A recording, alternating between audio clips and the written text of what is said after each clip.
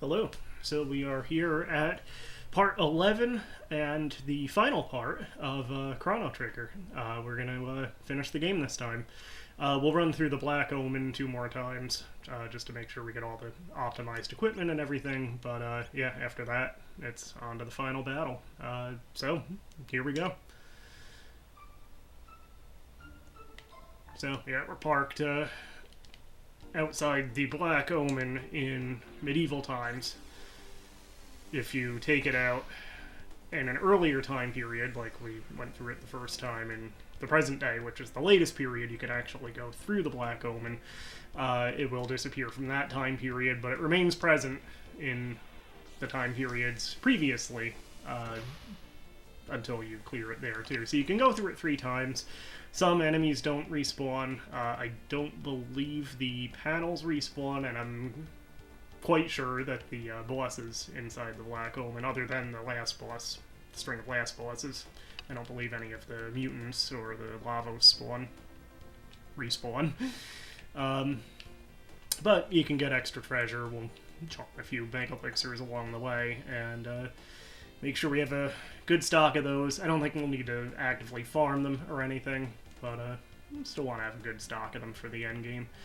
And then, yeah, again, we'll make sure we didn't miss anything else and go on to the final battle.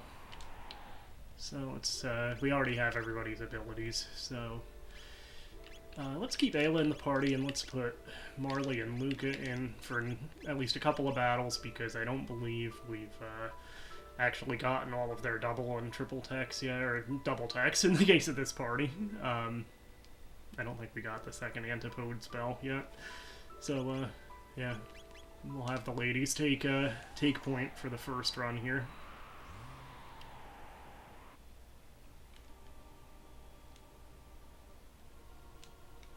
And these should go, again, because some enemies don't respawn, these should go quicker than the first time through the Omen.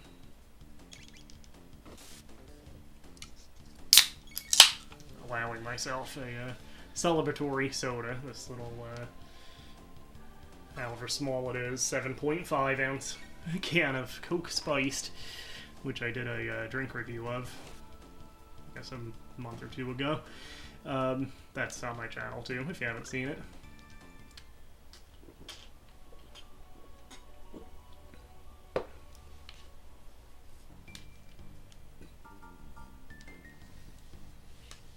Coke Spikes is pretty good. Turned into Larry David for a second there. Pretty good. But yeah, I do enjoy that. I feel like it's kind of a somewhat improved version of Starlight, the Creations line Coke. I'm pretty sure that was like the practice run for what became Coke Spiced.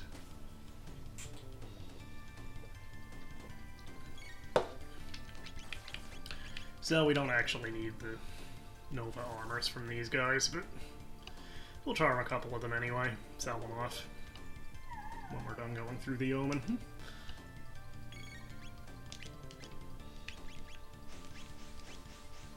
Let's try out that Antipode 3 spell. I forget what... It's been almost a week since I did the last part of this. I kind of forget what these guys' elemental weaknesses or strengths are, so hopefully I'm not, yeah, they absorb it. Probably fire.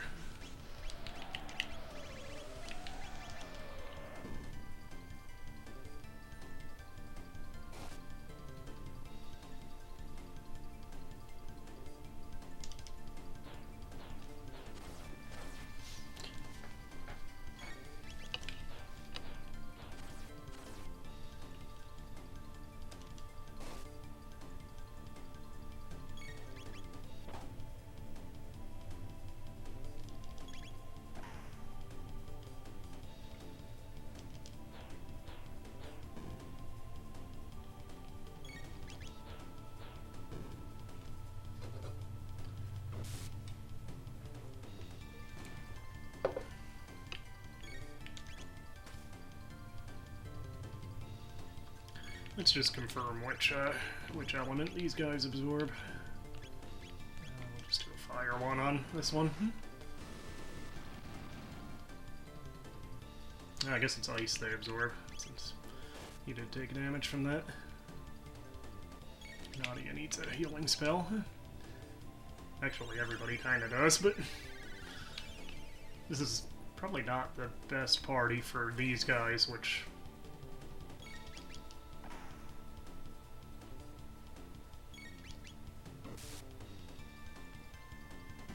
Yeah, there we go. Couple criticals. And Luca got a good shot with the Wonder Shot there, which randomizes, or final weapon randomizes its damage output. It's kind of like the dice, Setsuru's dice in Final Fantasy VI.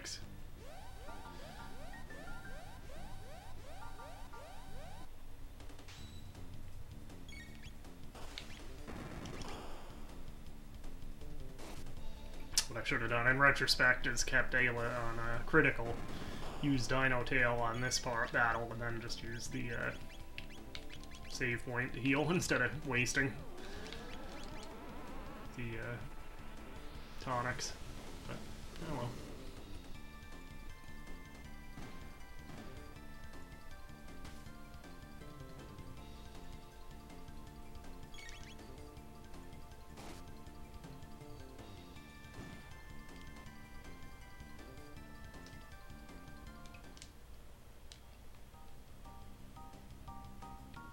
I don't have that fan running this time. It was a hot day last time. That's what the sound issue was on part 10. So I had a little fan next to my, kind of down by my feet.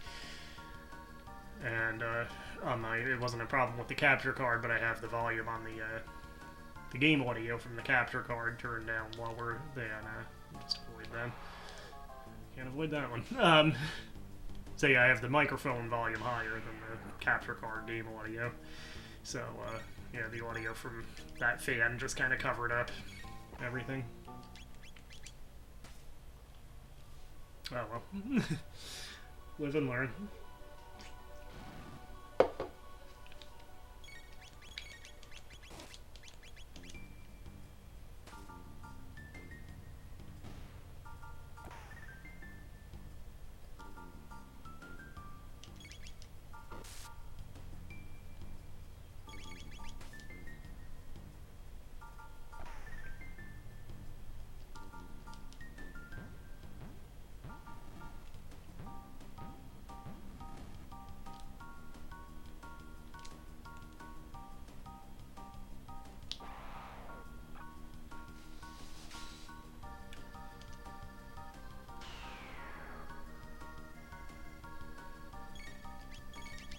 As far as my personal history with this game, I haven't really gone into a whole lot of detail on that. And to be honest, there's not like a really interesting story behind it. Wow, that was a big shot from the Wonder Shot.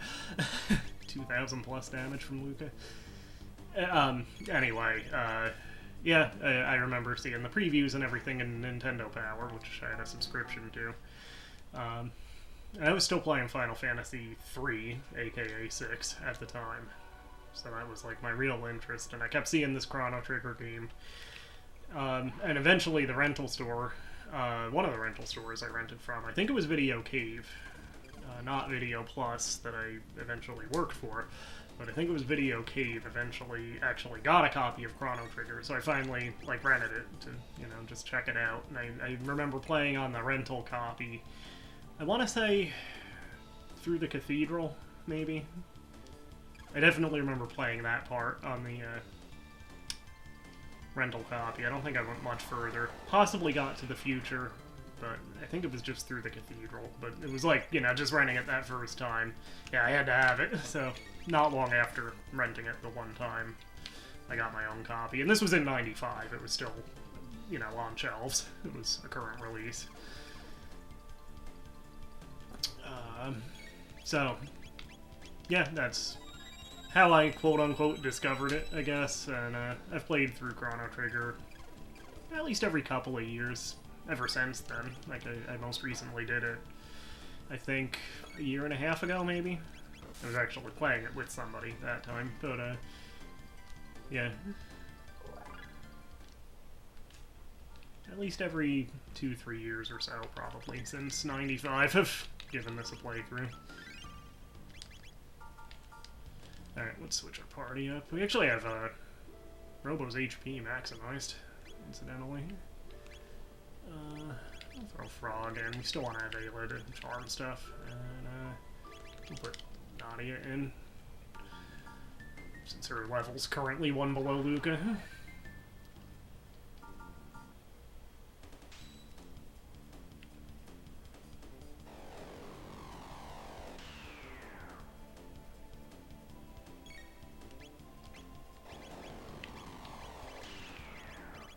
I actually forget which specific protection is the green glow that Nadia has. It's her, she has a prism dress now, since we charmed one from Queen Zeal the last time, so, I'll try to cube toss on those things. But yeah, I kind of forget which specific protection gives the, green glow. It might just be, barrier, magic wall, shell, whatever you want to call it.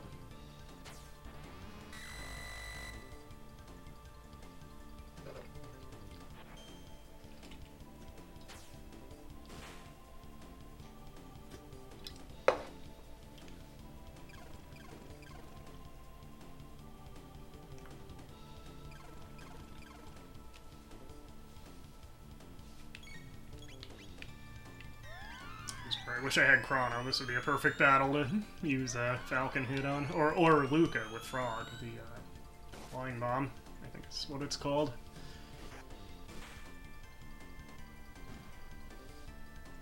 In fact, after this battle, I might swap Nadia and Luca back out. I also remembered probably not terribly long after I got my own copy of this, which is, again, by the way, the copy we're actually playing right now, the one I bought back in '95. But not long after that, I remember, it was maybe a year later, something like that. And I remember going to, I think it was the Mohawk Mall with my buddy John, and that mall's not even there anymore. It's torn down. But we went to some game store. I don't think it was an electronics boutique, it was whatever game store was in that mall. But they had on the used rack, there was a box copy of Chrono Trigger, and he didn't have it yet, so he wanted to buy it. So he actually borrowed money from my mom to get this copy of Chrono Trigger. And it was on the used rack, but it was boxed, it was shrink wrapped, which doesn't necessarily mean anything, because some stores would actually re-shrink wrap used games. But when we got it back, or got it in the car at least, and he opened it, like, he cracks the seal on it, and inside it has, like, all the stuff. It had, like, the warranty card and the manual, of course, and the little piece of styrofoam and all of that. So he's like, I think this is new. So yeah, you got a new copy of Chrono Trigger for a used price. Sure, today people would kill for that. I don't actually know what it's going for now. I know for a long time this was a pretty up there game, and it might still be, because it's still not been released on Switch or anything. There isn't a pixel remaster of it. There is the DS version, and I think there is an iOS version, but yeah, there's not like a major physical reissue yet, so at least not since, again, the DS version. So yeah, the cartridge might still be up there in price.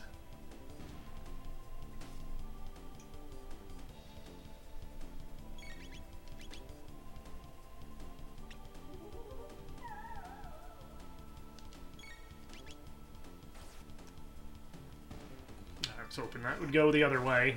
The other Ruminator would be left, so we could get one more Mega Elixir out of this battle.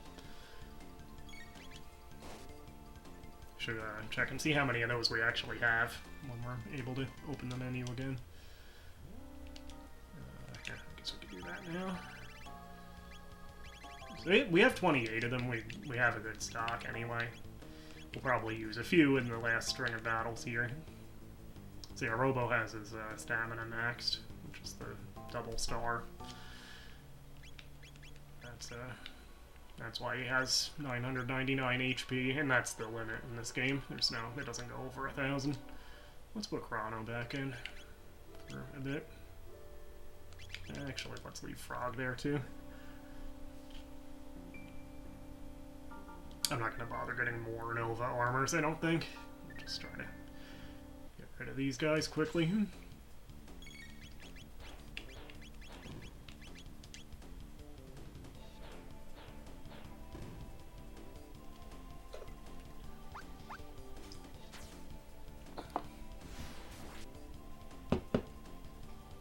CHRONO actually has a safe helm on, so he's like permanently in a defensive stance with the protect color glowing while he's wearing that. I think we charmed that from the Lavos spawn in the Black Omen last time. It's one of the bosses. I think it's the Lavos. Yeah, I think it's the shell of the Lavos spawn gives us the safe helm, which you can potentially get two if you charm that one, if you take the, I think it's the left-hand box from the pyramid when we open that. We took the Swallow Sword, and we should have taken that earlier, because the Swallow Sword, if you take that before the Ocean Palace, you'll actually have that for a pretty decent chunk of the game, as weapons go. A lot of them go obsolete pretty quick, but that Swallow Sword can actually last a while. But we took that late, so we didn't get much use out of it, unfortunately. But yeah, the other option, you can take the safe helm there, and then you can actually get two of them if you charm the one from the Lavos one. But you can't charm the Swallow Sword from anything else, so if you don't get that from the pyramid, you just don't have it for that playthrough. CHRONO also has, by the way, from the last part, he has the Rainbow Sword and the Prism specs, so he's, as he didn't on his first attack there, he's normally going to be getting a lot of critical hits. That combination kind of turns him into a death machine. And Ayla actually will get a decent number of critical hits too, because she has the Sunshades, which is like the second tier version of the Prism specs. Although I'm wishing right now she had the Charm Top still on. Yeah, CHRONO's kind of a death machine with the Rainbow Sword and the Prism specs, just using his regular attacks.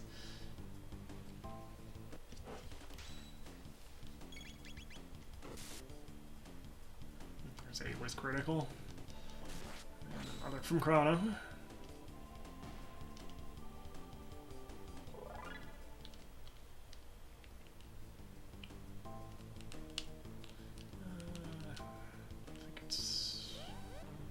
Actually doesn't matter which way you go there.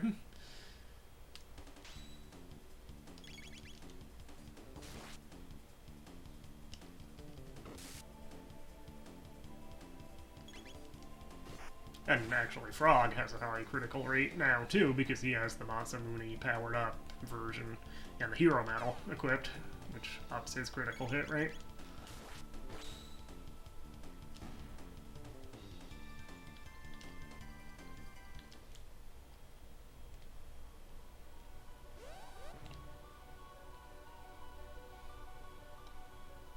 I actually do have 3 copies of this game, by the way. This cartridge, obviously, the DS version, and I do have the, for some reason it was the second disc of Final Fantasy Chronicles on PlayStation 1. The first disc of which was Final Fantasy IV, and that might actually be my personal definitive version of Final Fantasy IV. But it also had Chrono Trigger for some reason, and I never quite got that because, I mean, this was made by some of the Final Fantasy team, but is decidedly not a Final Fantasy game. We need to buy some shelters. So yeah, for whatever reason, it was included in Final Fantasy Chronicles, and it had the same problem that Final Fantasy VI had in Final Fantasy Anthology for PlayStation 1, where it's just completely, like, crippled by the load times that the game has.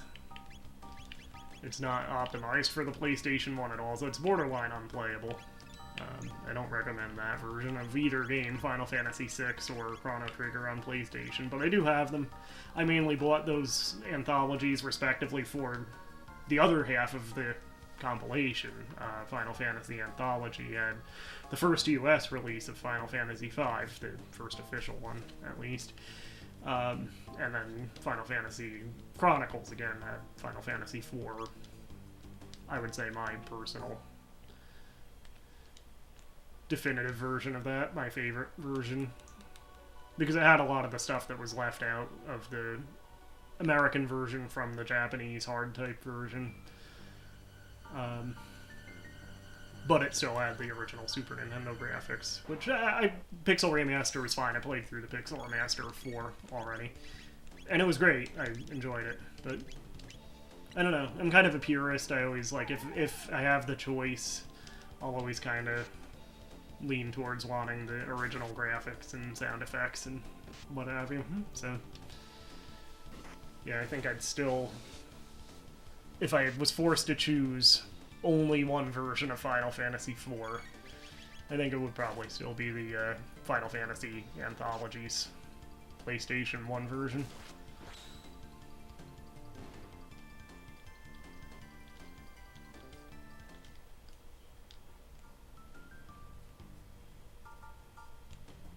See if we can avoid these. Nope.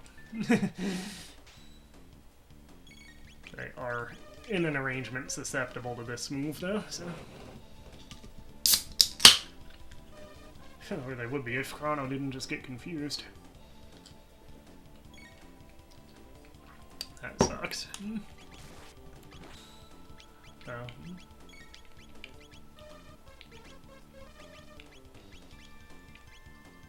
Let's see if we can try that again.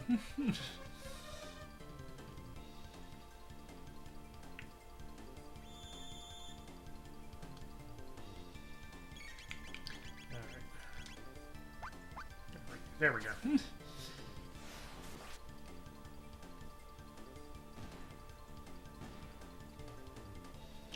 Tried to get cute with us, but managed to take them out.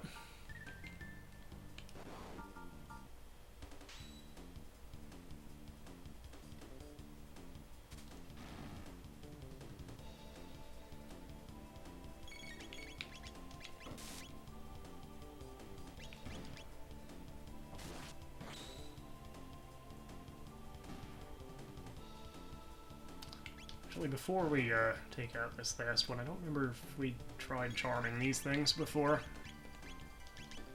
I don't know if they have anything worthwhile anyway, but... Well, they didn't that time anyway.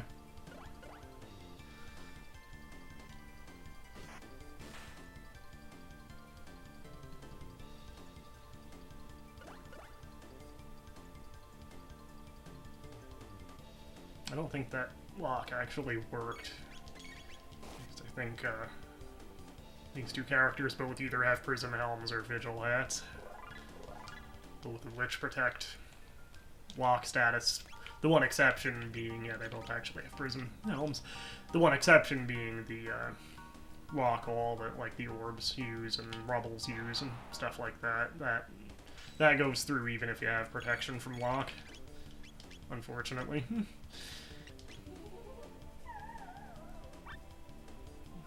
Get a couple more Mega Elixirs here.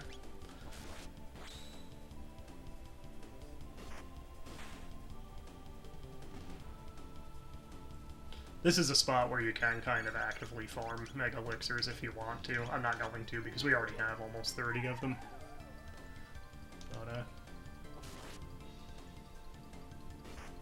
yeah, you can just kind of keep coming and going in and out of the door up here to get these guys to respawn.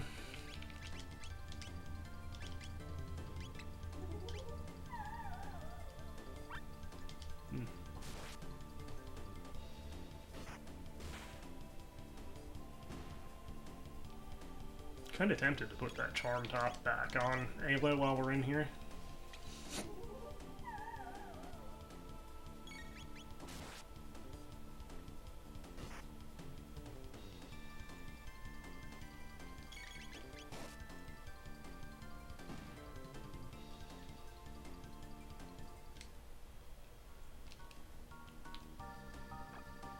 Ugh, these things. I wonder if you can sneak past them when their eyes are closed. That might be worth trying on the next set. I don't know if you can. That might just be an animation and not actually, you know, like sneaking past The only thing I can think of is like the Boys of Silence in Bioshock Infinite.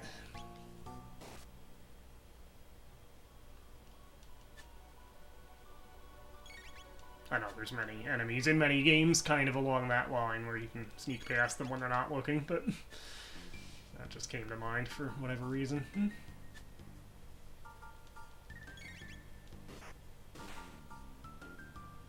That's a game I kind of have a love-hate relationship with, Bioshock Infinite. I love the original Bioshock, and I love Bioshock 2 also. And I love the DLC for Bioshock 2. The Minerva's Den is arguably a better, tighter story than the main game of Bioshock 2. That's actually pretty incredible a story, I think, Minerva's Den. But yeah, Bioshock Infinite, there's a lot I love about it, and then there's a lot of stuff, a lot of it's mechanics. There's a couple narrative things, but a lot of it's just mechanics in Bioshock Infinite that I think missed the mark compared to the first two games in the series.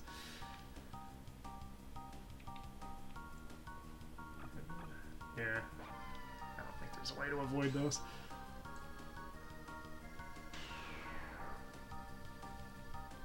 I actually have the Bioshock Infinite board game. I've had it for years, and I've never actually played it. It looks very complex, but it actually looks pretty good. And I have heard some that say like the board game is actually better than the the actual game, the video game of Bioshock Infinite. What's it called? The board game has a subtitle, and I can't think of it offhand. It's not Clash in the Clouds. That's the one of the like sort of challenge DLC for the actual video game. What's the board game called? But yeah, I need to find somebody to play that with because again, it looks good. Like great production values on the board game, and it looks like good, maybe somewhat overly complex, but still probably fun mechanics, and it's a neat concept. So. Yeah, I do need to find somebody to play that with.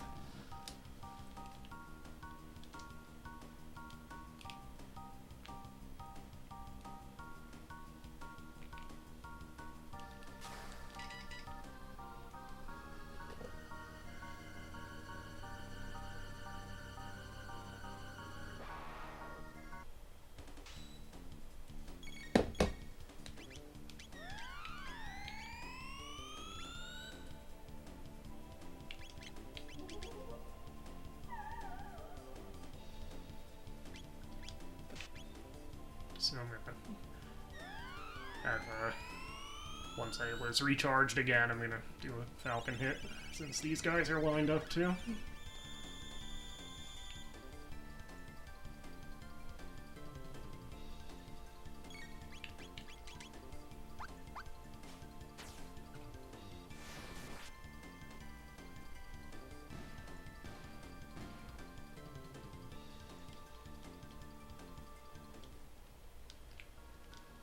Should have a good number of regular elixirs too, which are, I mean, they're not quite as good at the end of the game as Mega Elixirs, but it's not a bad thing to have a stock of them too.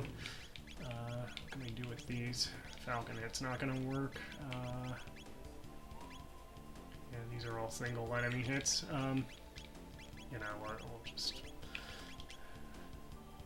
There's hopefully a save point coming up soon anyway.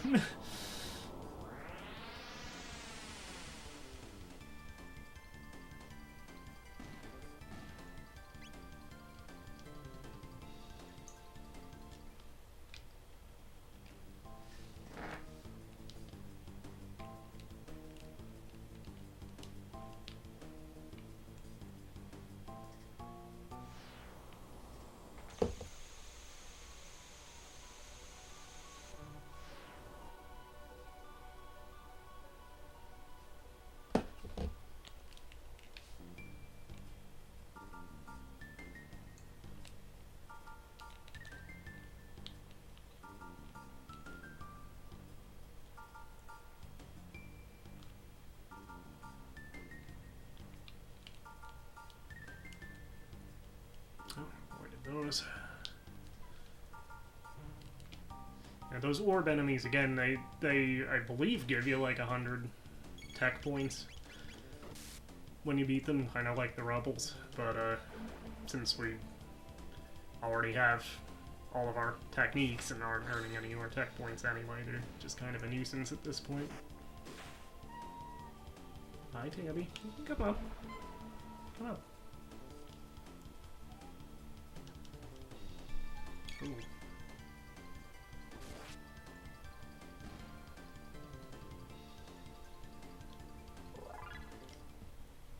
Well, that sucked.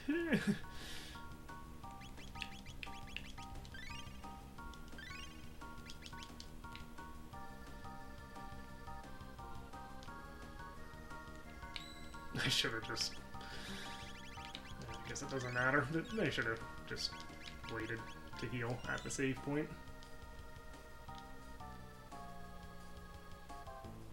Yeah, that's where one of the mutants was.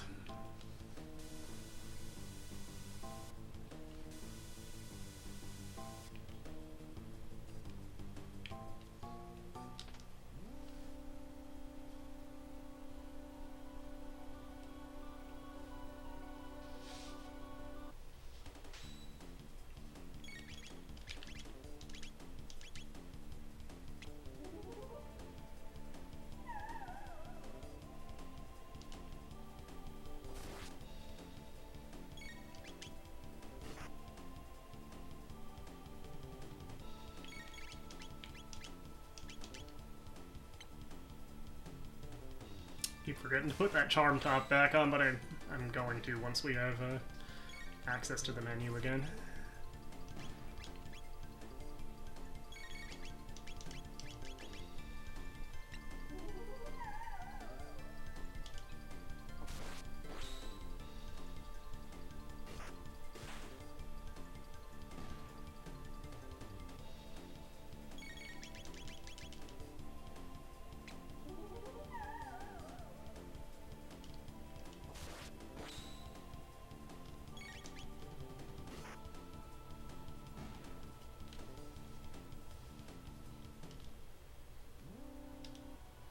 Just the Black Omen runs. We'll,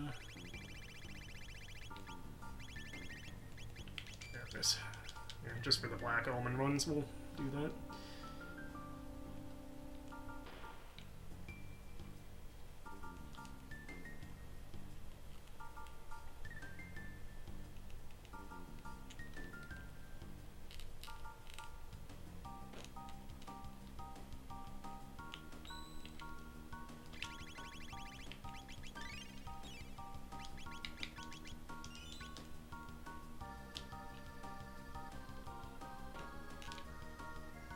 I think we're close to the end here.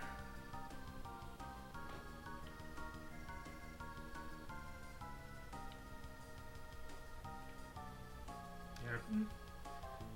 We'll just stick with this party for the final battles. We'll put Magus back in so we can do the Magus version of the Queen's Seal battle at least once with, you know, the alternate music, but and actually be able to hear it, unlike in the last part with that fan on. But yeah, we'll do it with Ayla and Frog this time.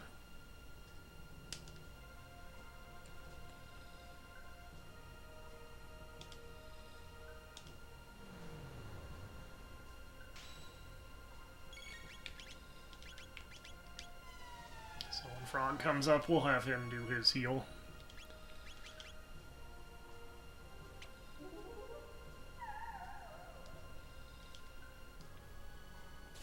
And I guess they are actually Mega Elixirs in this game. I've been calling them Mega Elixirs since that's Final Fantasy's version. And frankly, sounds a little better. Rolls off the tongue a bit easier, but...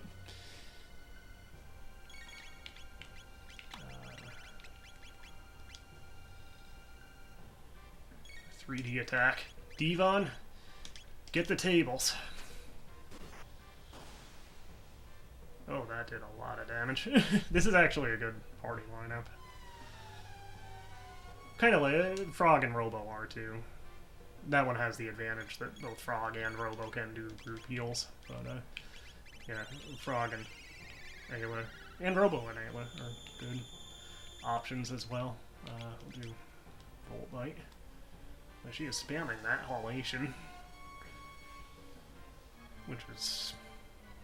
I always like the name from the US Super Nintendo version of Final Fantasy VI, the original translation, where Kefka had it in Final Fantasy VI, and it was called Fallen One.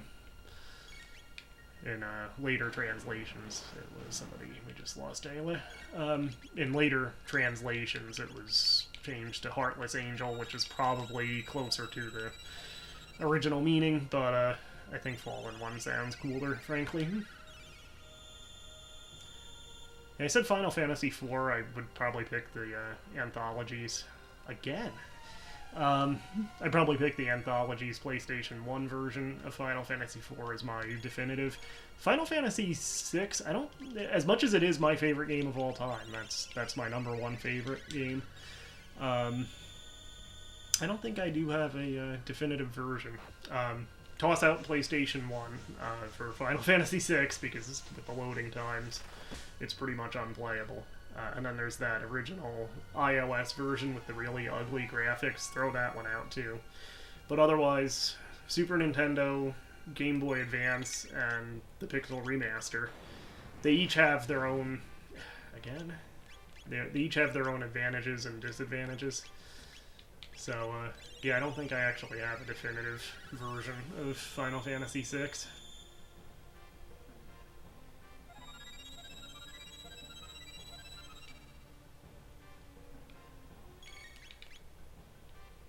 God, she is spamming that.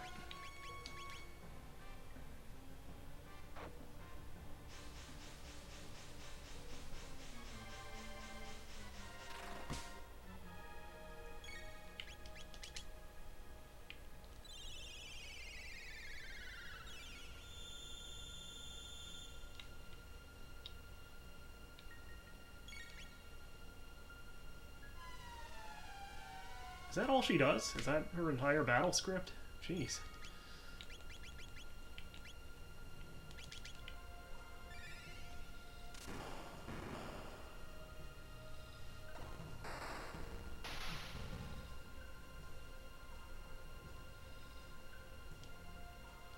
Just pop a Mega Elixir at the beginning of the next fight.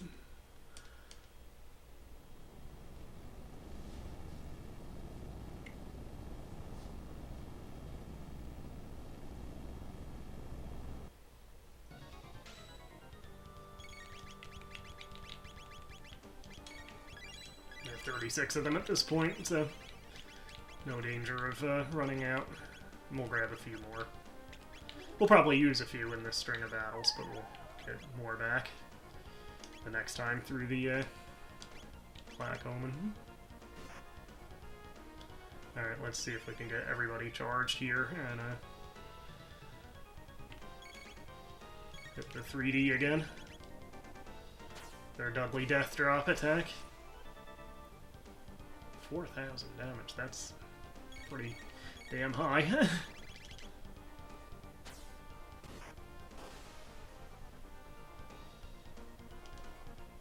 Oh, it's already increasing his defense. So let's do one more of that, and then we'll hit him with a Luminaire and see if that'll bring his physical defense back down. Or maybe he'll do that. I think that might reset him, though, so... That didn't even really do much damage. Let's do the 3D again.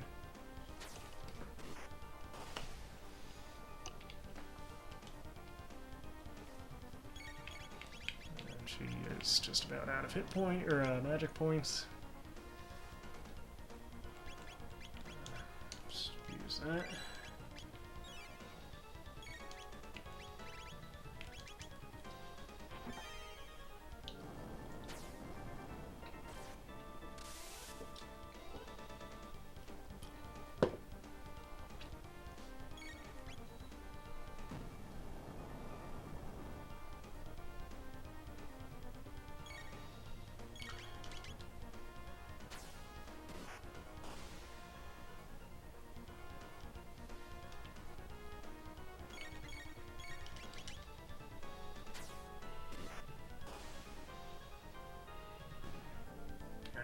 do it.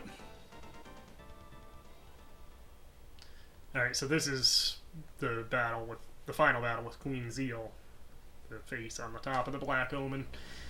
This is the version when you don't have Magus. So you don't see, he has that special dialogue, and this, I think it just uses the normal epic battle. That like Giga had, the epic battle theme. Or if you have Magus again, as we saw last time, and we'll probably see better again on the third run here. If you have Magus, you get a special dialogue where Queen Zeal recognizes him as the false prophet, though she doesn't recognize him as her son. And then it uses the Magus's battle theme instead of this. I think it's a lot cooler, this battle, with the Magus music, personally. But yeah, we want to, I forgot to put that damn charm top on. No, I did put it on. Never mind. So yeah, we want to charm each hand to get the prism helm and prism dress, and then I think the face has a mega elixir or something.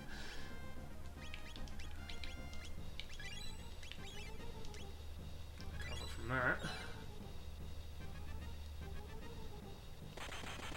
You really don't want to attack the hands other than to charm them. Alright, so this should be the prism dress.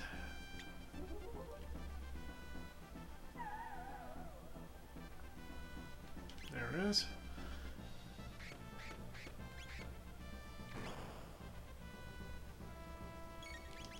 Alright, so gear 2 there.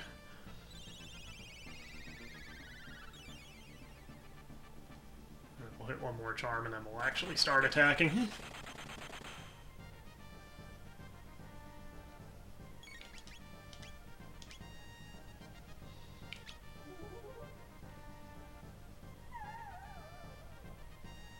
No, it's a mega elixir.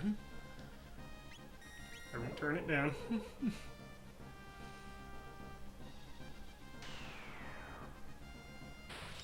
Alright, let's just... This may or may not do a significant amount of damage. Somewhat. But we'll have Frog do his group heal.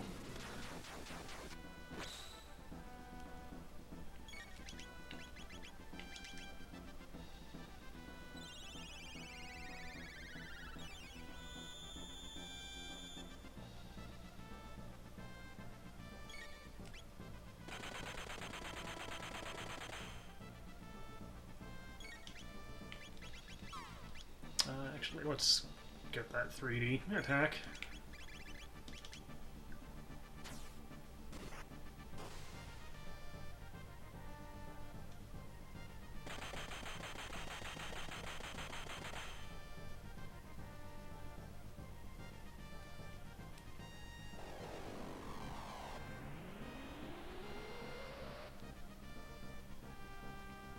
That didn't do too much. I'll still...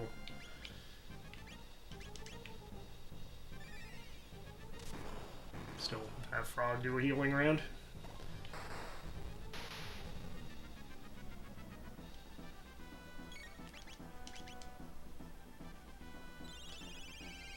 Unless you load him up with magic tabs, Frog's heal is never going to be quite as strong as Robo's group heal, his heal beam, but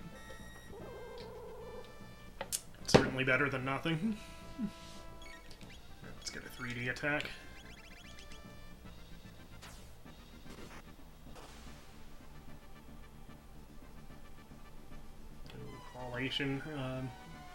Let's pop a mega elixir on this one. Revive Alan, then pop a mega elixir. Oh man, that round didn't go well.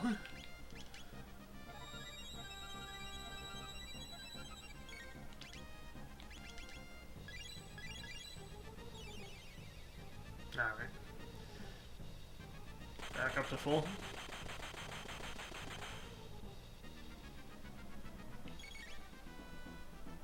Come on.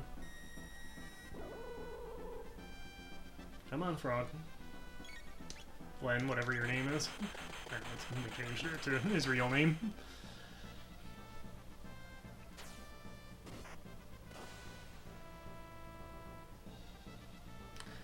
She probably can't take too many more of those.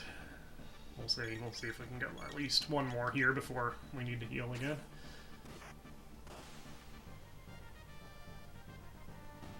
Yeah. And the good news is we don't need to fight that first form of Lavos again.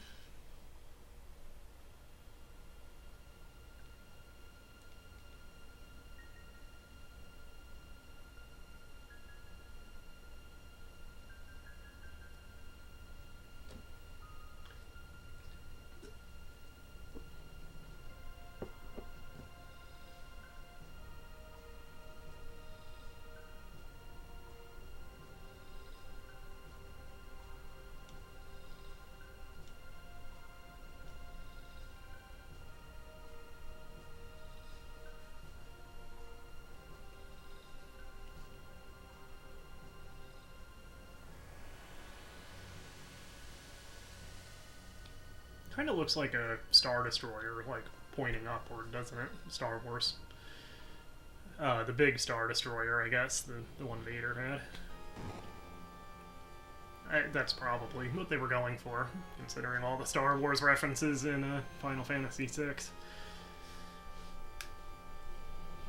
Yeah, so we already beat the outer form here, so...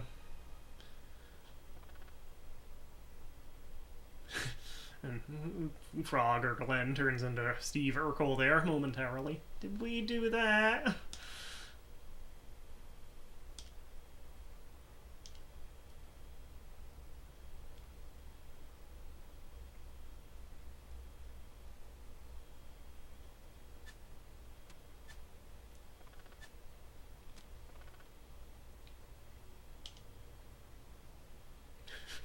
If Magus was in the party right now with Frog when he said that, he'd probably be like, yo, what the hell, man?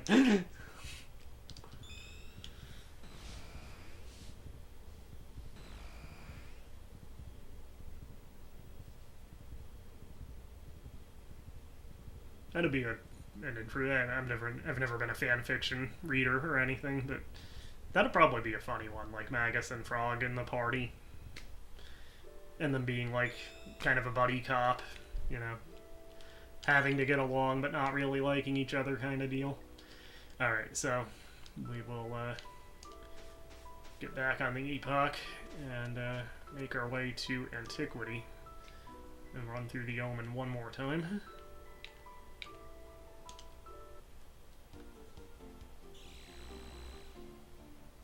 I guess it's actually Dark Ages in the Super Nintendo version. In the DS version, it's translated as Antiquity this time period. But oh, actually, before we do that, let's go over to this hut real quick and see if we can get that new to move. Actually, let's buy some stuff from him first.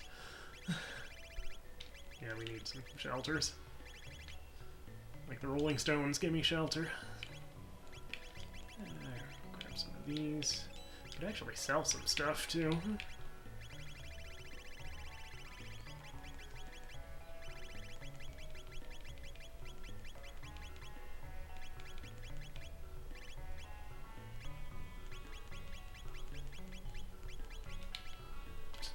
could sell one of those. 4 of these. Again, you don't need to, but for whatever reason, I like keeping one of each thing. And I don't really do that with other games, but for some reason, I think it's just because of how the menus look, like the equip menus, how they're like a nice orderly list. I always like keeping one of each item.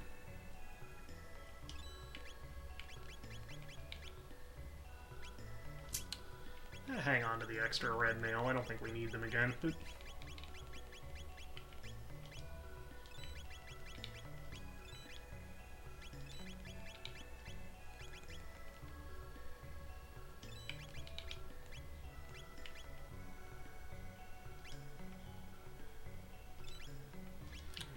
Whole stock of beloved rainbow helms. We'll sell all but one of those.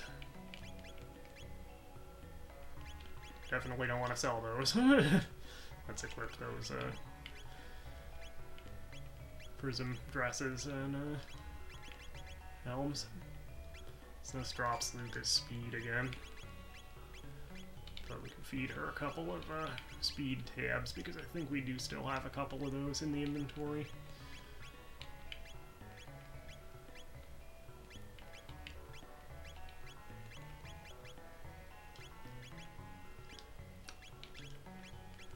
Gonna say I think Frog gets it, but yeah, he already has a prism helm, so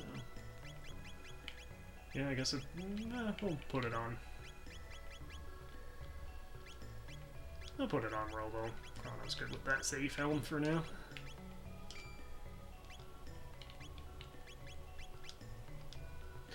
So let's just wait a second and see if this guy moves.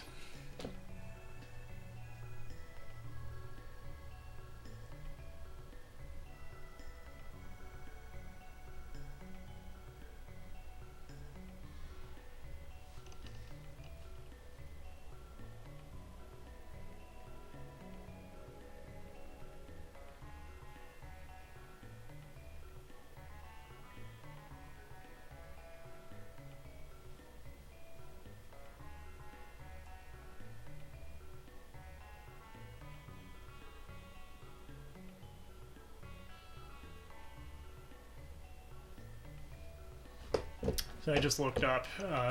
You can try apparently entering his menu and exiting, and sometimes he moves right away. So I'll give it a couple tries.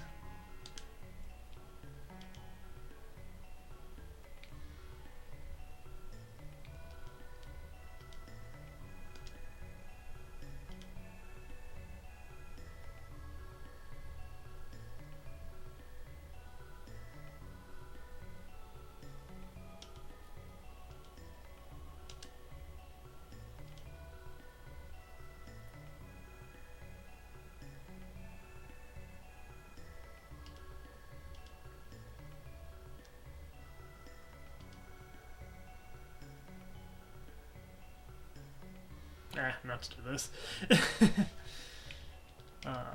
Let's put Luca in the party, and yeah, keep Frog for now. But yeah, let's divvy up some of these other tabs we have. Notably the speed tabs, because Luca needs a boost.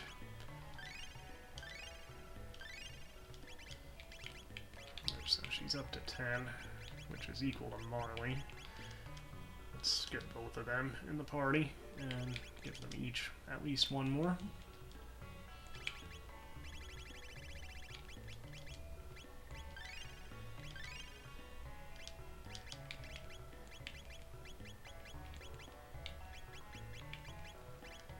How many did I have left? I have 3, so we'll do Frog, Luca, and Marley, so they'll be equal and somewhat caught up to the other party members in speed. Oh shoot, oh well, that's okay. Yeah, Frog can get one. So yeah, Marley accidentally used 2 on Marley, oh well. That actually puts her equal with everybody, other than Frog and Luca. As far as the power tabs, let's see. 92. Robo's actually maxed out already. I think we'll divide those up between Chrono and Frog.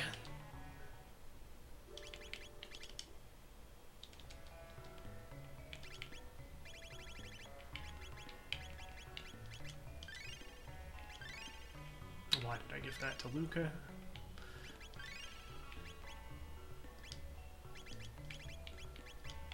We have 1 magic tab.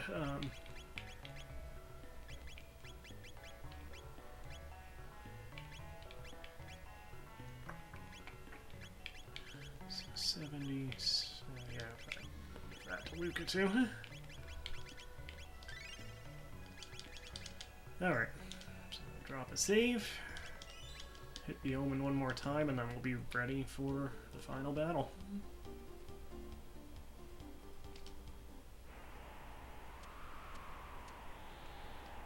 And put Layla back in.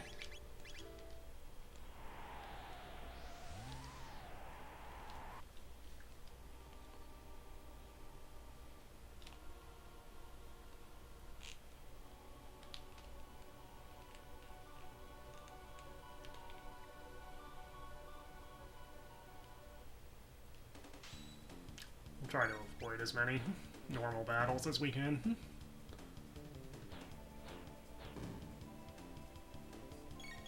Other than the guys that drop mega elixirs.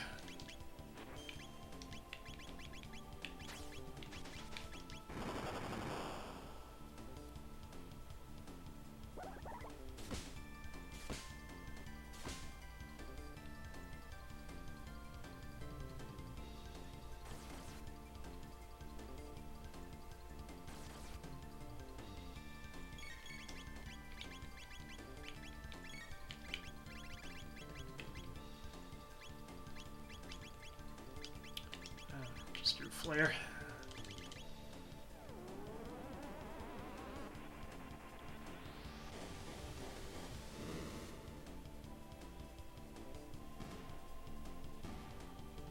Yeah, that did it.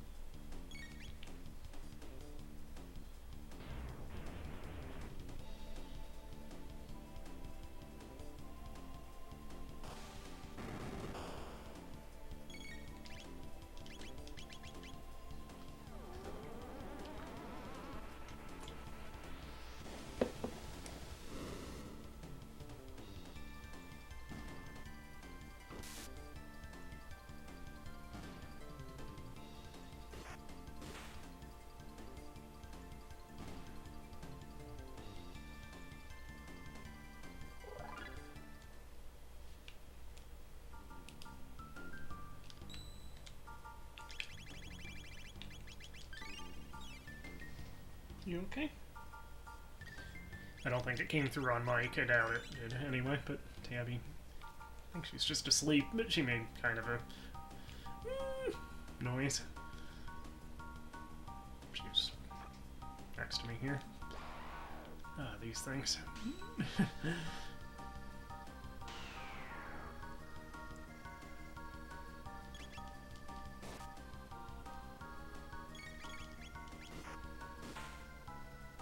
Eyes to meet you. According to Schwarzenegger. Catchphrase here. Eyes to that guy, to Kona phrase.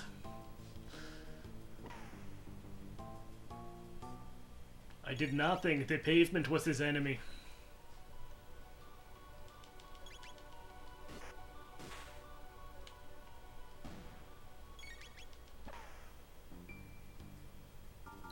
That's a good wonder shot hit.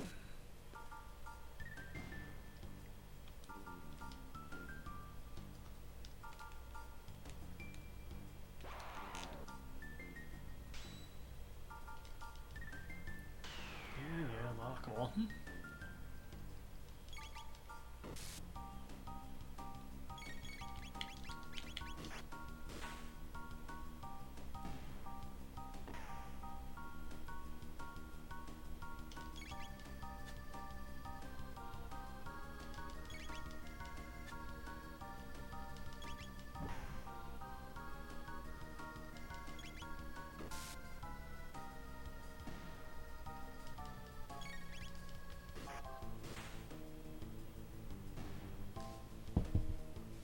Adrian is strolling into the room.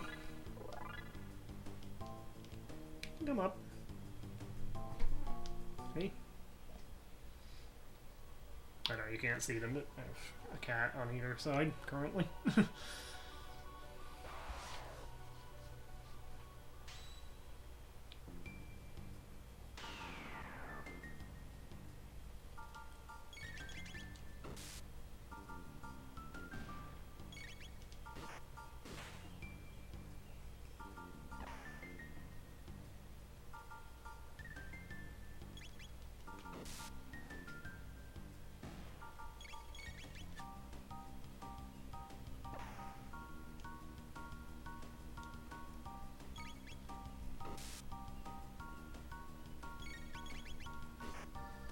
Actually, Arnold did say not eyes to meet you, but ice to meet you in Batman and Robin, didn't he?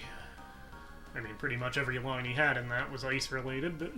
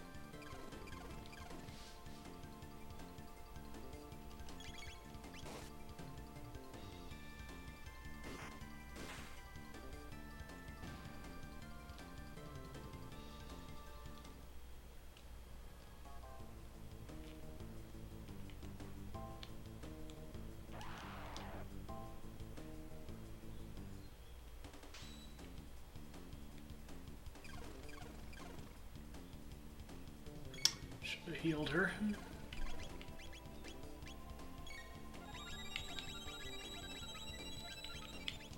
Ah, damn it.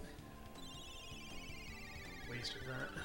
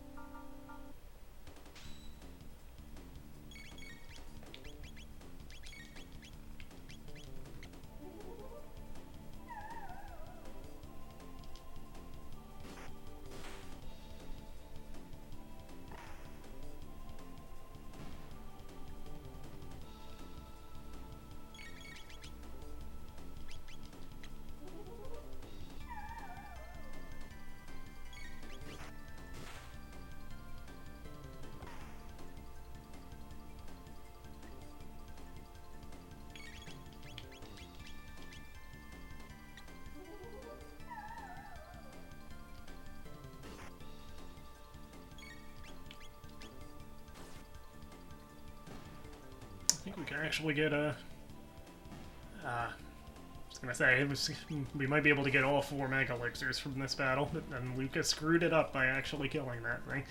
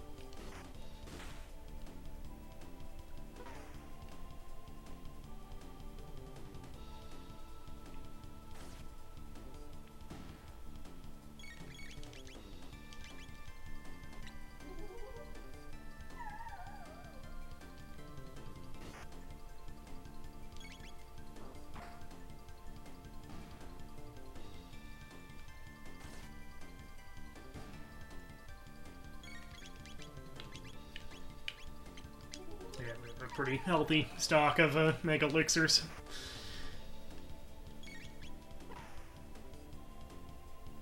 And that's pretty much without actually farming them, just, you know, charming them from stuff we meet along the way.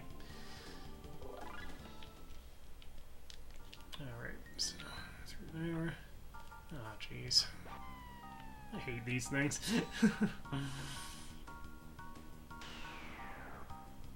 Oh, there's a battle right after this with two of them.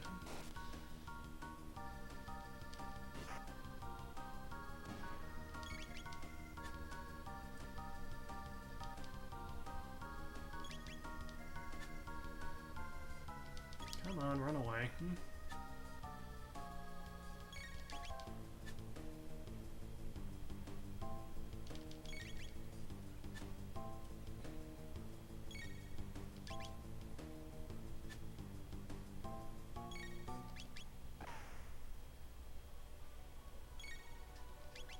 Thank you.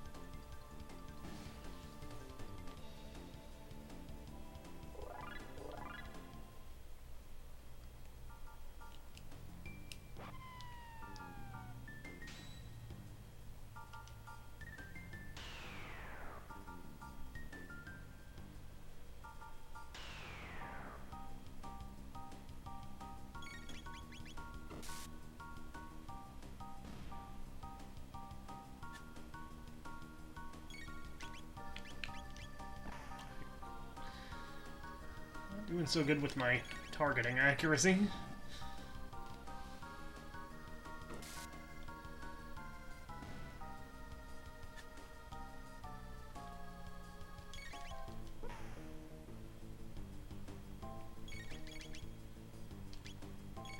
Oh, just gonna heal. Of course, we're still locked, so we can't do that. I think this hopefully might be the last of these things.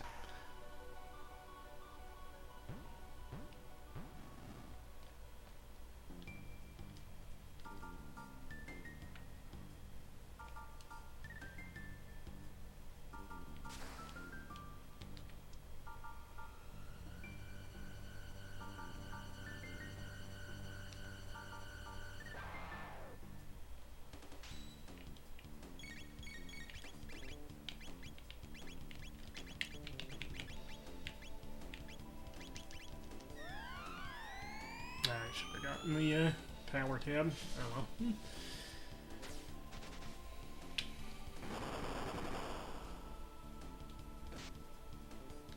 Still have a chance, maybe. Maybe not.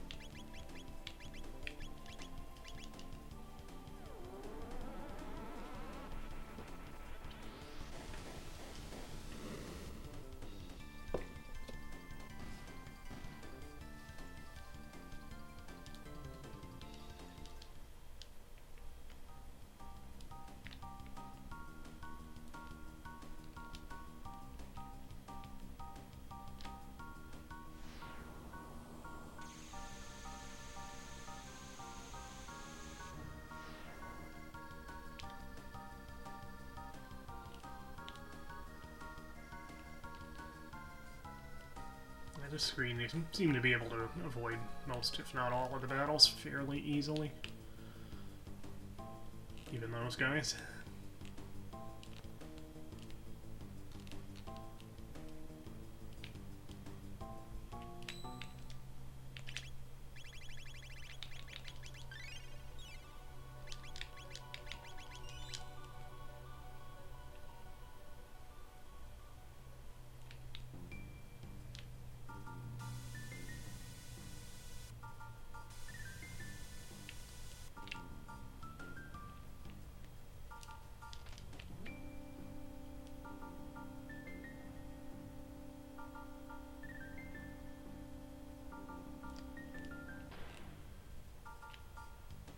Battles on that elevator at all that time.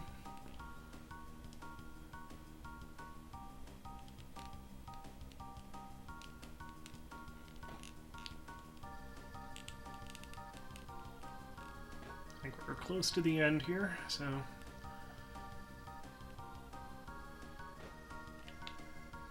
yeah. Alright, so we'll save here. We'll swap the party up. We'll put Magus back in so we can see that version of the Queen's Eel battle again. We want Ayla, obviously.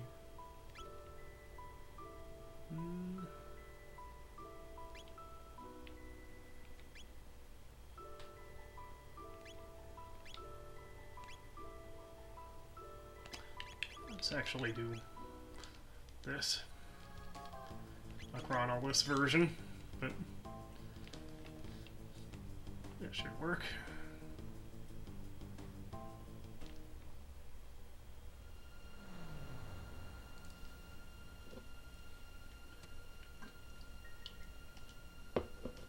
Yeah, your future selves have already told us this speech twice already.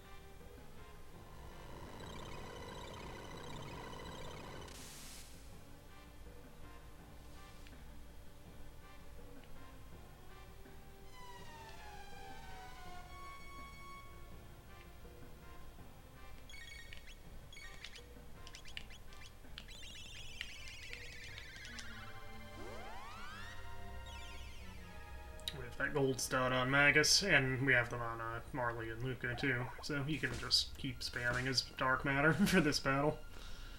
And the one with the mana machine.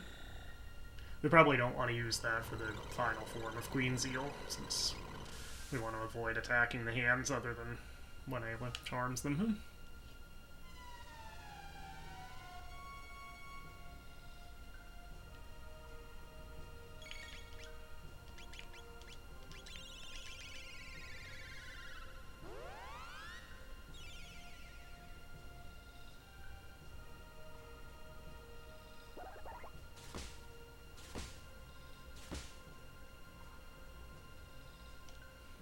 That seemed easier that time.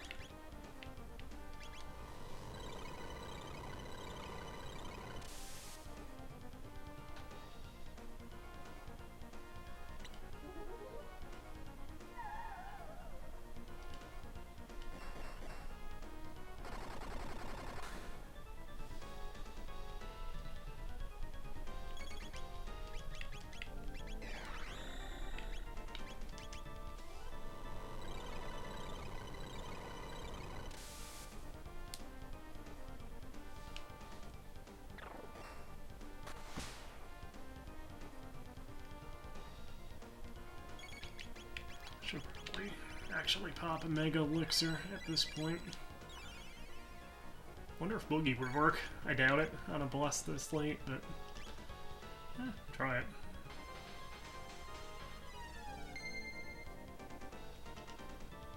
Nope. I didn't think that would work, but worth a try.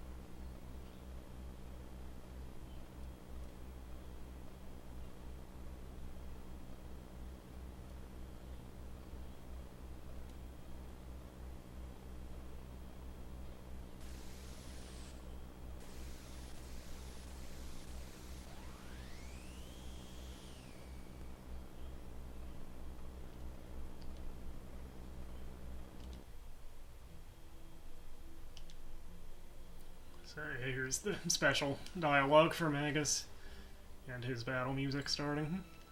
Which I kind of feel like they wanted this to be the outcome of this scene because like, her transformation here is pretty perfectly timed with the sort of ramp up of his music.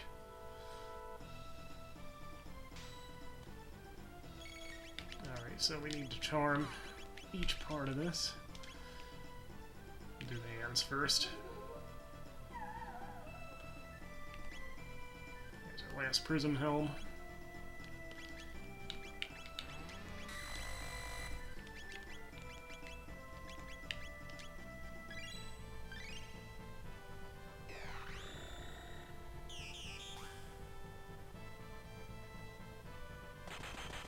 I guess the green glow from the prism dress is for the magic barrier or shell effect. So charm. There we go.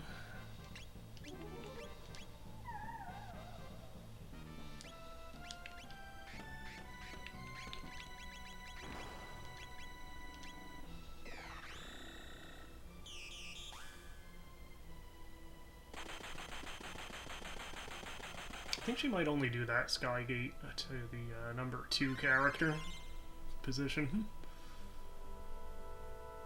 So we'll do one more charm to get a Mega Elixir from the face, and then start attacking.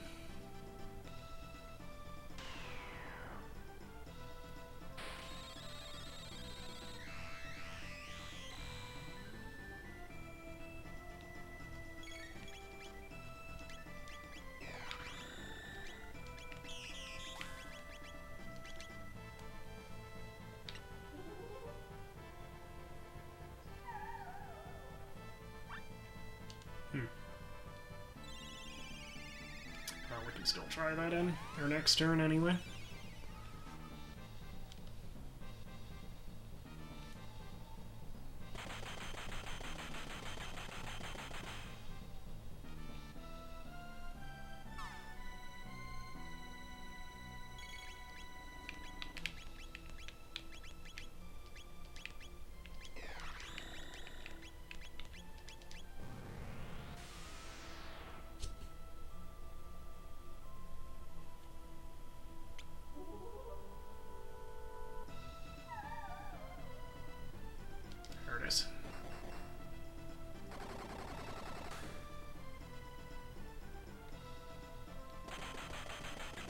No, she did do it on the number 3 slot. I guess I'm wrong. I guess I have seen her do it on the number 1 slot, too, now that I think about it. Beast Thrust isn't going to work.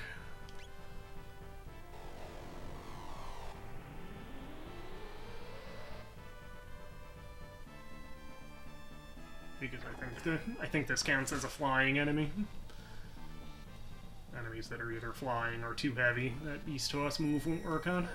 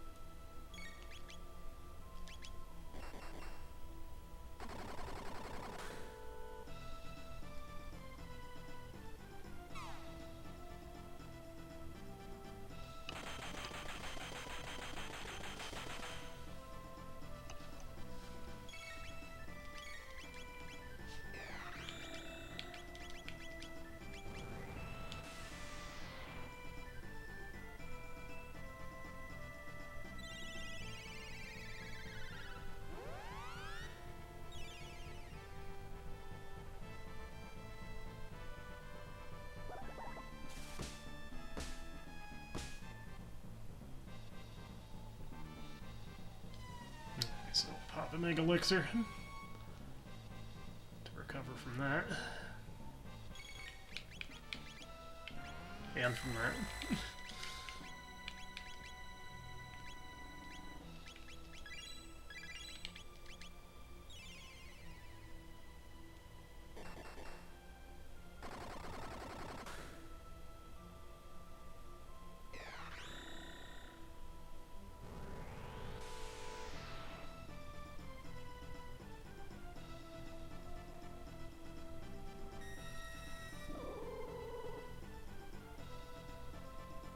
It's like your middle finger a laser there, isn't it?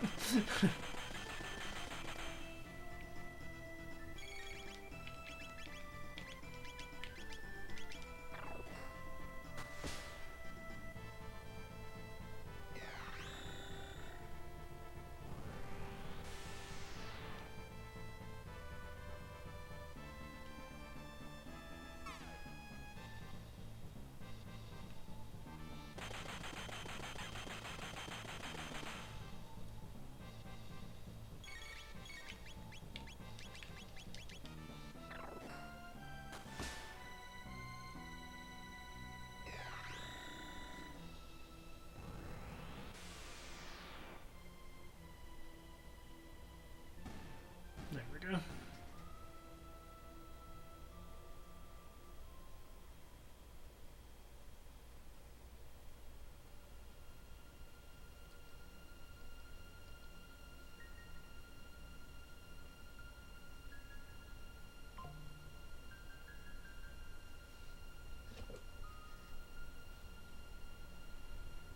I don't know about that insect thing. I mean, we did just kick your ass in 3 different time periods.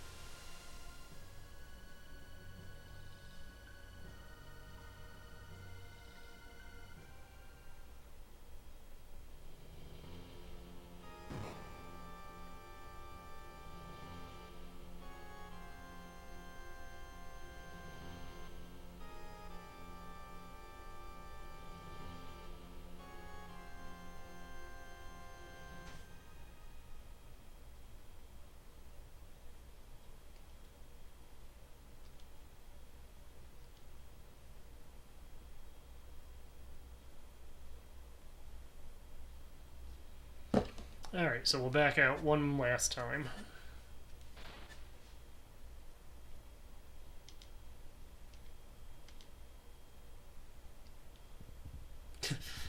Actually, we're gonna turn back pretty easily, Magus.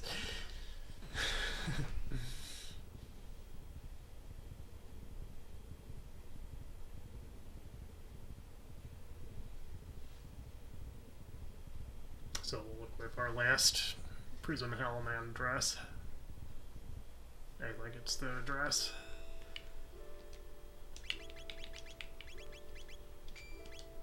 And I think Chrono gets the helm. Which maxes his magic defense. We'll put the Sunshades back on Ayla too, in case we use her. So who do we want to use for the final battle? Let's take one last look around the present day.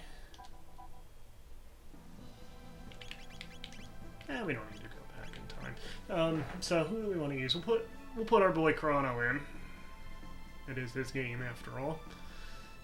I always like to use Robo. This is actually the party I often use: Chrono, Robo, and Magus. I haven't used Luca in a long time for the final battle. I mean, any party works, really, but I definitely want to have Robo there. Let's go with this one. I mean, we don't have as much triple tech support. We don't have any triple tech support with this party lineup. We don't have as much double tech, but it is more individual attacks for especially the final form of Lavos anyway. Falcon Hit with Ayla would be good for, and Ayla's actually the highest level of anybody. We've used her a lot. Falcon Hit is good for the first form of the two forms we have left. And we'll just stick with the Chrono Robo Magus party, I think. See what Specchio looks like. And we had him. Yeah, he's still that form, so. Alright, let's do it. You ready? You ready? I don't know. Adrian's washing herself. Tammy's asleep, so I don't know how ready they are for the final battle, but we're gonna do it.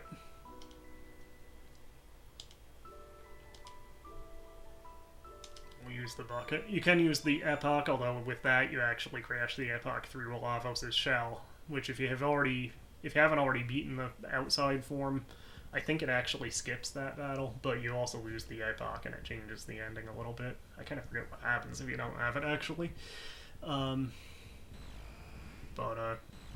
Yeah, we'll use the bucket.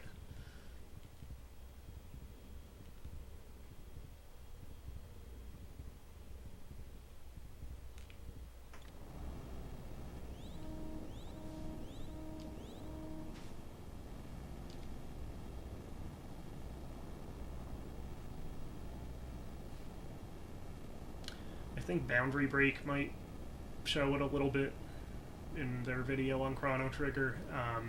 Certainly, like, the Cutting Room Floor, that website has, I think, some information on it, but there's like a half-formed world map for 1999, but it's not interactive, obviously. It's just for, like, that cutscene, and previously the cutscene when you first go to the future, where you see the Day of Lavos on the computer. But it's only, like, a half-finished thing. Yeah, we're doing it. Let us go, says Robo. Magus does his crucifix pose as he prepares for his final showdown that he's been looking forward to. Oh, well, that's kind of anticlimactic. And now Robo does the Urkel line.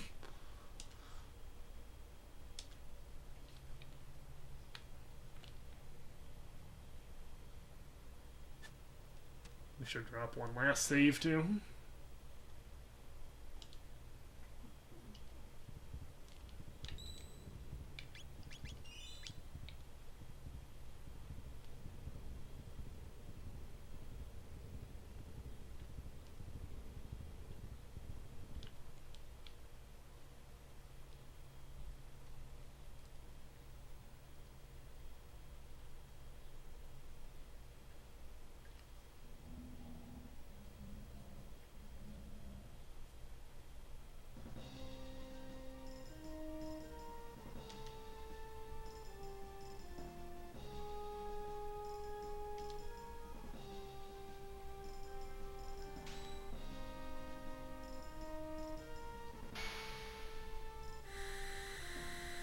His first attack is with his nipple lasers. That did a lot of damage to Robo, didn't it? Let's actually do Magic Wall on Robo. See how the Super Volt works. Hey Magus, you can get in on this. You have lightning too.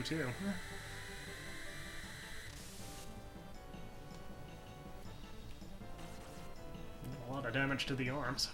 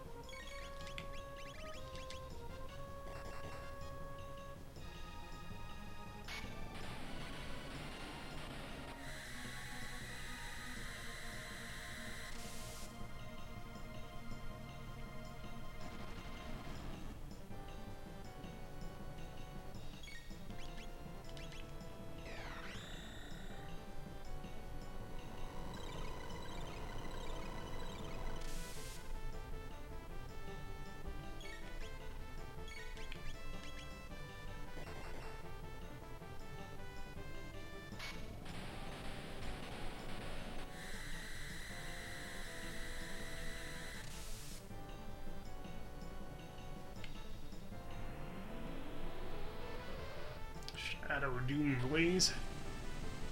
Sounds like a Japanese wrestling move or something.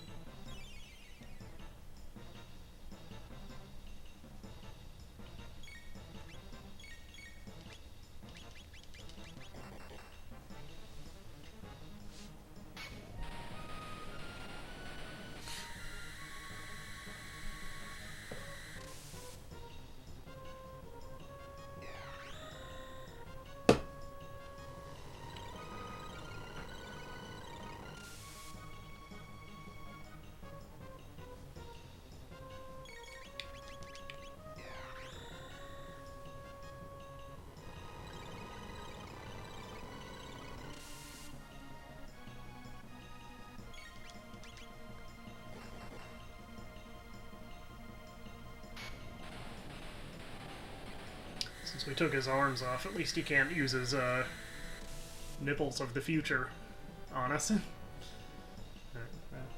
That did it. Just spamming that Super Volt move.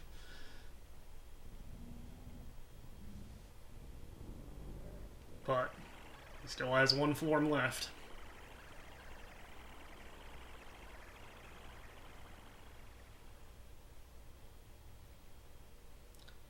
And I don't know what I was expecting him to look like, but wasn't that. I mean, I'm expecting it now since I've eaten this who knows how many times, but yeah. First time.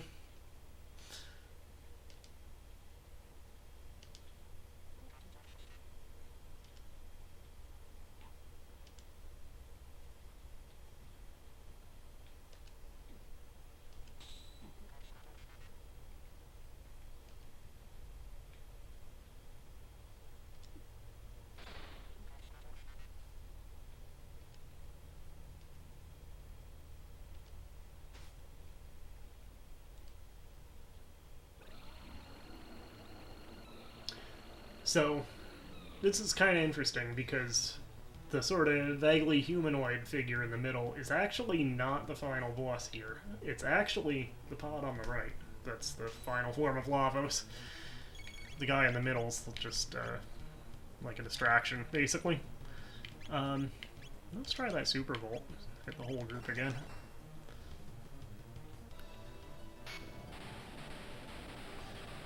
Because the right pod will actually revive the other two.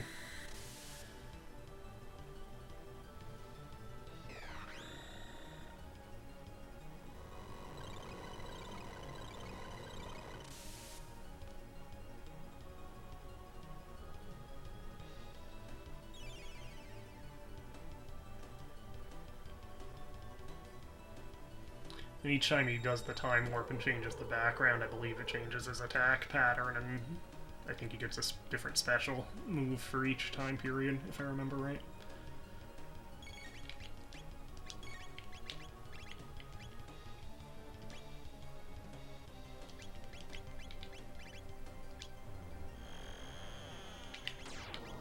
Plenty of Mega Elixirs. We'll just give everybody a refill on our... especially on their MP.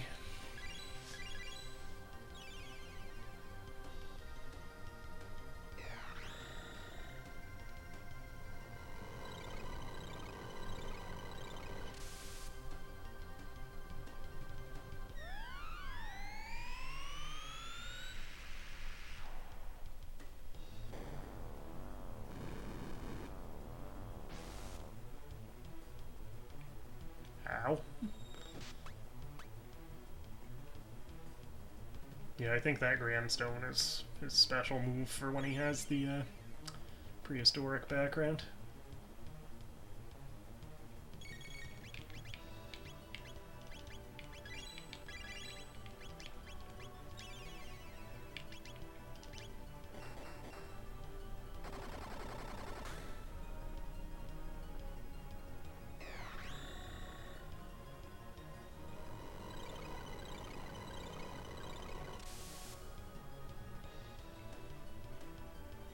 So you actually need to take out the other two parts just to be able to hit the right pod, which again is the actual final form of Lavos.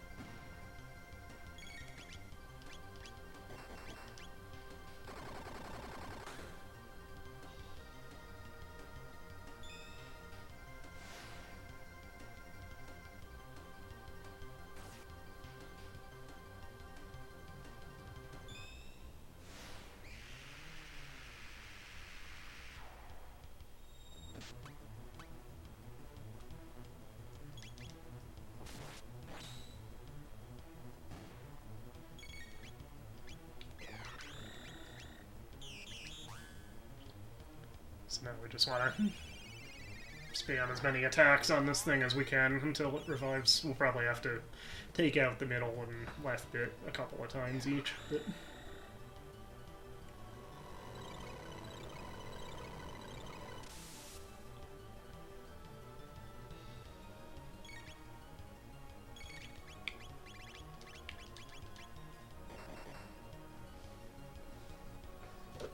kind of too bad there isn't like a triple lightning tech with Magus joining these two. It would make sense, other than that Magus doesn't naturally get any double or triple techs.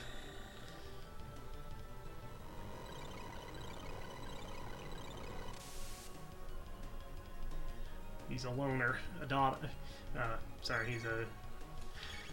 he's a loner, a rebel, a loner Dottie, a rebel.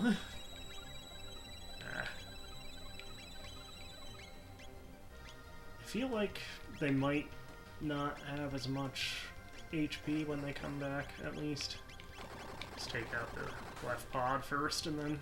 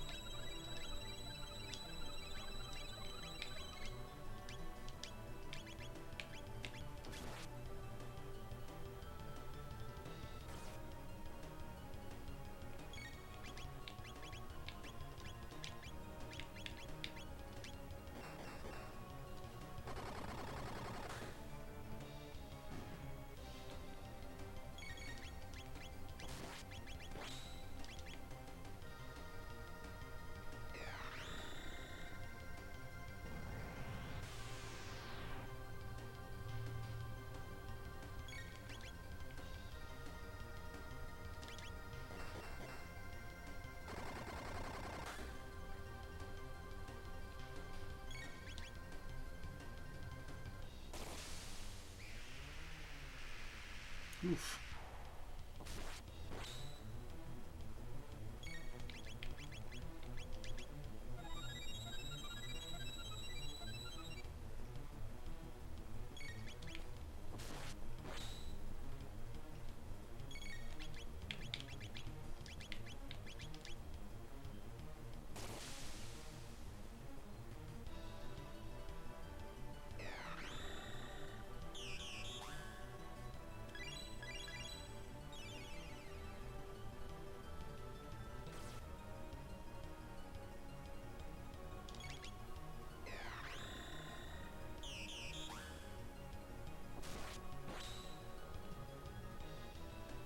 shut off his defense, so...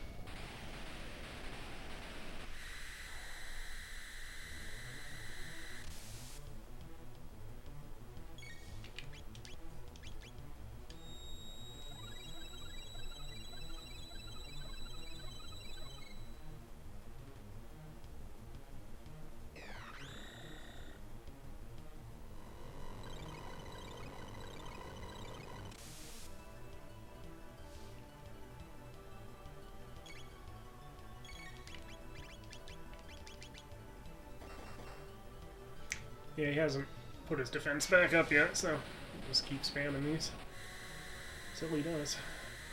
Or until he goes down, which hopefully will be soon.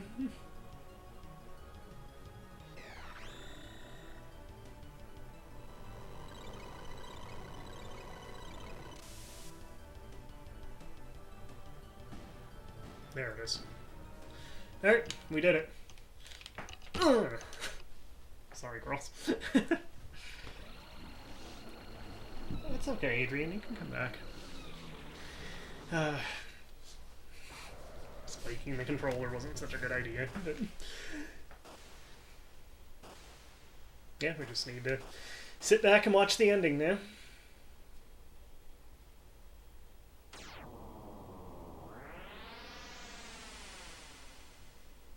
Of course, famously, this game does have many endings, depending on what part of the game you beat it during. Which is one of the reasons for the New Game Plus being included. Once again, we call back to the beginning of the game.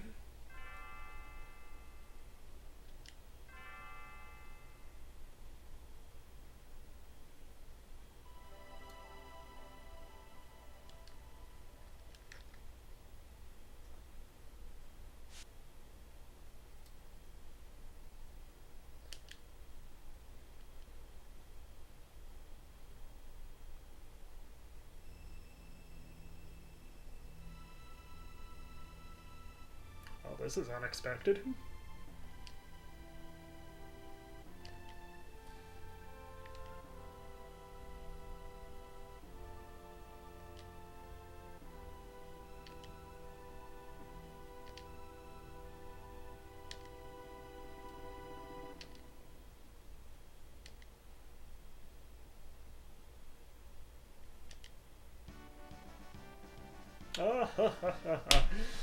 It was all a ruse. You thought you were gonna die, didn't you? You're not, but you thought you were gonna die. That's hilarious, isn't it?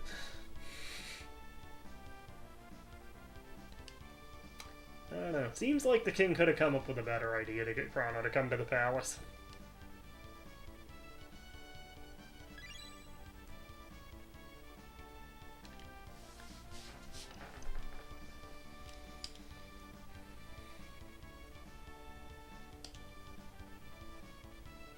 Yep, so it turns out that Kino, Ayla, and Doan, the director of the Information Center in the far future, are all part of the Guardia line as well.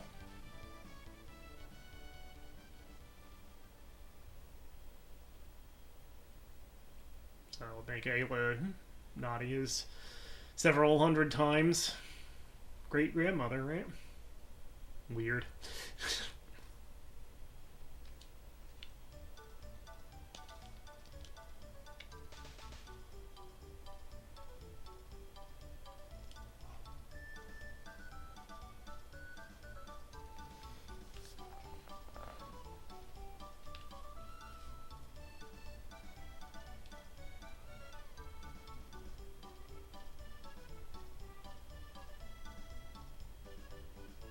Here's Luca's mom standing up since we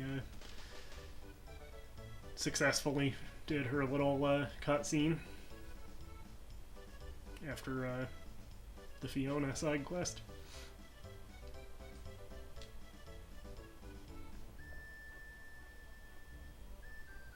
If you fail that, she'll be sitting down. What with not having legs in that case and all, but we saved her legs, so... Like, even though this is the main ending, there are some variations to it depending on if you successfully save Lara or not, if you still have the epoch. There's a few other, I think. If you defeat Magus instead of having him join your party, that affects what happens with Frog.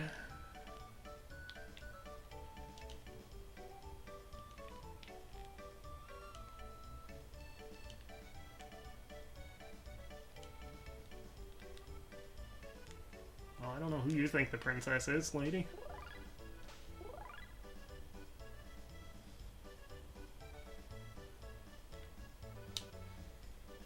And now we must say our emotional goodbyes.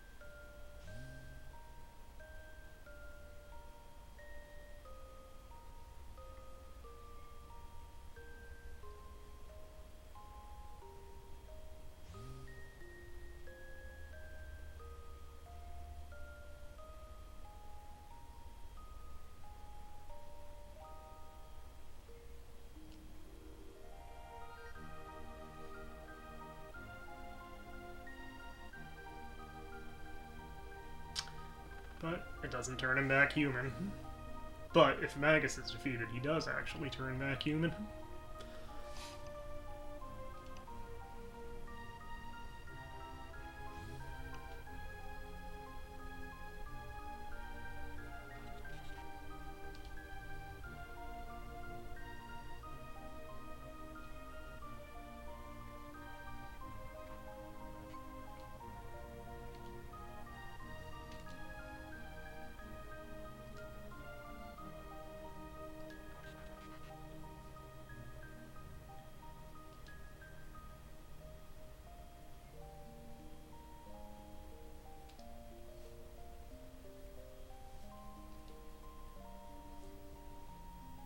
I now know why you cry, but it is something I can never do.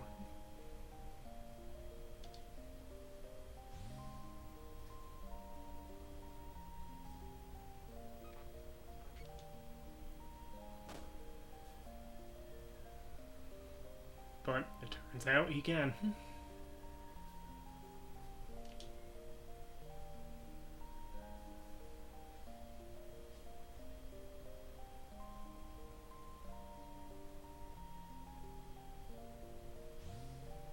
There goes my hero.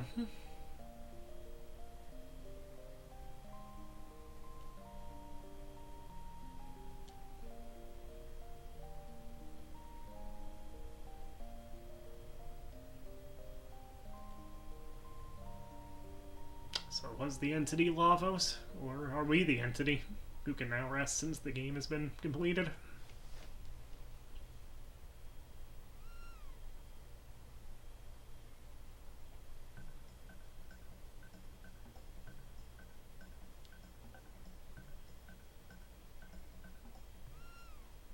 You can actually feed the cat. I always forget about that.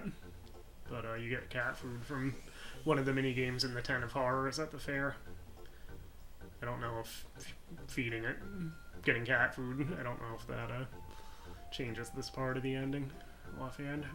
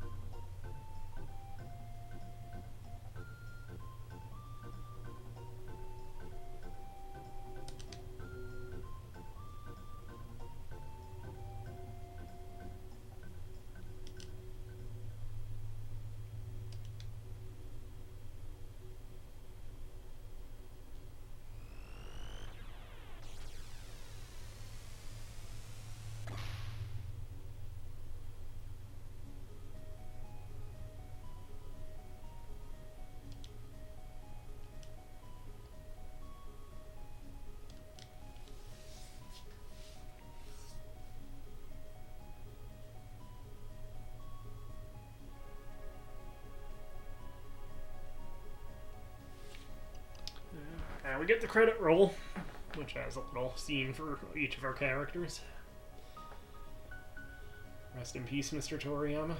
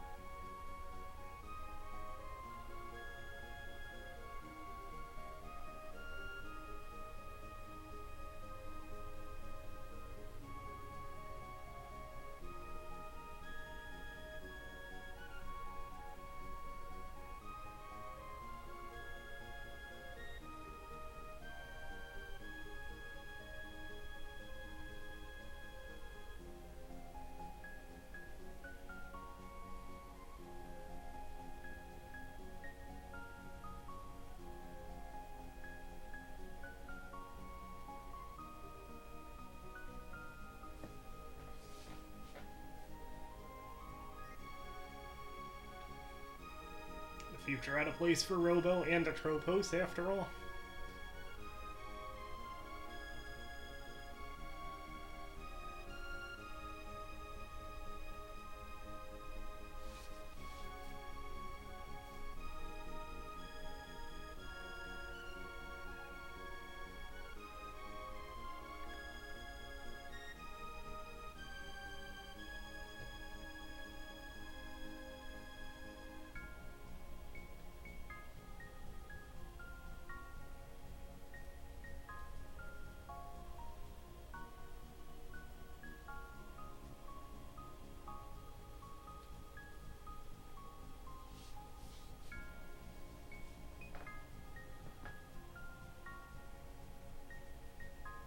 Actually, I don't know if I remembered or knew that Tetsuya Nomura worked on this, too.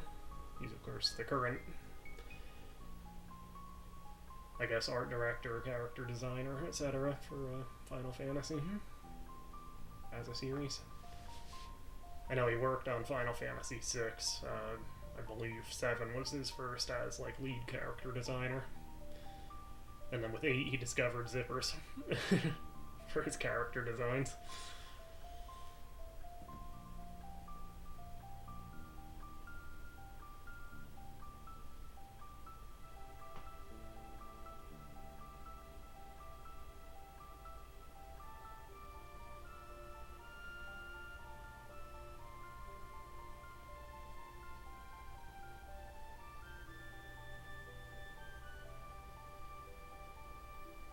Good old Ted Woolsey. I'm a defender of Woolsey's translations overall. I know that's a bit of a mixed opinion, but or there is a mixed opinion of that, to phrase that better. But I enjoy his translations overall. Yeah, there's some inaccuracies in some of them. Like in this, I mean, like layering one is Chrono's Frenzy Attack being translated as Confuse in this version.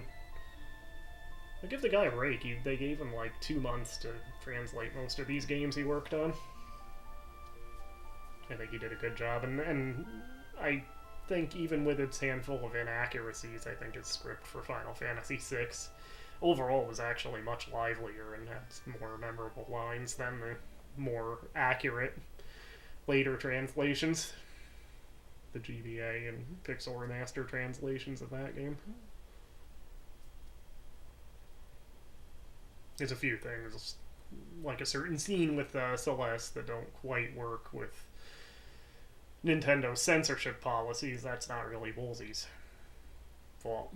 That's just what he had to work with. But I like his translations overall. For this, too. I think it's overall fine. Confuse is kind of a one glaring issue. But anyway, there it is. The end of Chrono Trigger. We did it. It's been a long road, but it's now at its end, at least till we decide to play it again. I certainly will do that at some point, probably not on camera again, but yeah, anyway, there it is, Chrono Trigger, great game, an all-time classic. If I had to do my top 10 games list, Final Fantasy VI is still my number 1. Chrono Trigger's close to the top, though. The last time I worked on my top 10 list, I ended up with a 3-way tie for the number 2 slot, and Chrono Trigger was one of those 3 games tied for number 2. So maybe someday I'll do a video of like my top 10 games, but yeah, this is a great one. If you haven't played it before, I don't know if watching this entire playthrough was the best thing if you haven't played it all the way through, frankly, but find a way to play it. I know they haven't put it out on Switch yet, but hopefully they will. In the meantime, if you can get your hands on the Super Nintendo cartridge or the DS version, I know the Super Nintendo version's probably still up there in price. The DS version might be too. Probably not as much as Super Nintendo, but at any rate, one way or another, play this game, please.